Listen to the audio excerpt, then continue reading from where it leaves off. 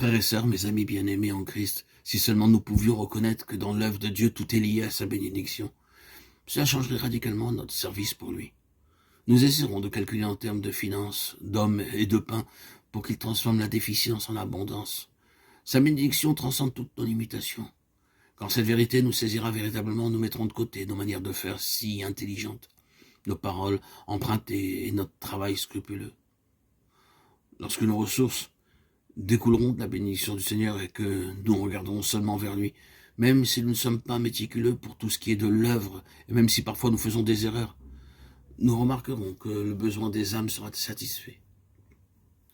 Sans doute pensons-nous être débarrassés du risque de faire des erreurs, des paroles et des actes maladroits.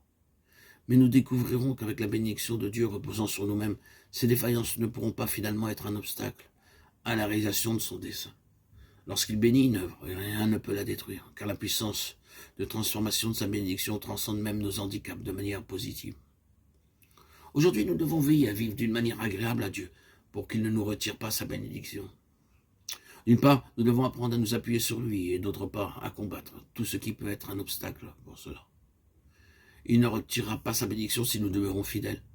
Lorsque nous constatons que les saints ne progressent plus spirituellement et que le nombre d'âmes sauvées ne s'accroît pas, ne blâmons pas les circonstances ou quelque autre raison pour expliquer ce déficit, mais au contraire, reconnaissons sans tarder que le problème se trouve en nous.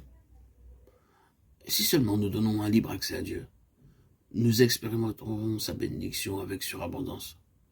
Il était dit au peuple de Dieu autrefois, apportez à la maison du trésor toutes les dîmes, afin qu'il y ait de la nourriture dans ma maison.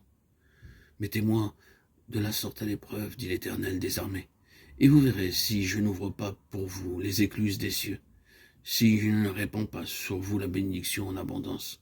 Malachie 3,10. La parole de Dieu demeure toujours la même aujourd'hui. La vie normale d'un chrétien, c'est une vie bénie, et le travail d'un chrétien est aussi un travail béni. Si dans notre expérience, nous sommes en contradiction avec ce principe, nous devons aller au Seigneur pour en découvrir la cause. Avec le temps qui passe, il devient de plus en plus évident que certains frères jouissent de la bénédiction du Seigneur et pas d'autres. Il ne nous appartient pas d'être juges en la matière. Mais au cours des années, cela est devenu tellement évident que nous savons d'avance que si tel frère accomplit un ministère, il y aura certainement du fruit. Et que si c'est un autre frère qui l'accomplit, il n'y en aura pas. Nous pouvons préjuger d'un résultat final dans chaque cas. La bénédiction du Seigneur n'a rien d'arbitraire. Elle résulte d'un cheminement spécifique et se soumet à certaines conditions. Dieu trouve sa satisfaction dans un certain état de choses alors que dans un autre, il est insatisfait. Il a ses propres raisons pour choisir une personne et pour en délaisser une autre. Si quelqu'un ne reçoit pas sa bénédiction, c'est qu'il y a une cause bien précise.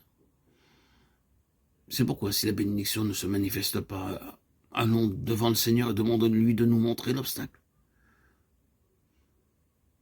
Si cette question saisit notre cœur, il y a de l'espoir pour l'œuvre future. Sinon l'avenir est sérieusement compromis. Nous devons aspirer à vivre le restant de nos jours sur cette terre en nous attendant sans cesse à la bénédiction divine. Rien d'autre ne peut autant et de manière aussi vitale affecter l'œuvre, car c'est uniquement cela qui produit du fruit.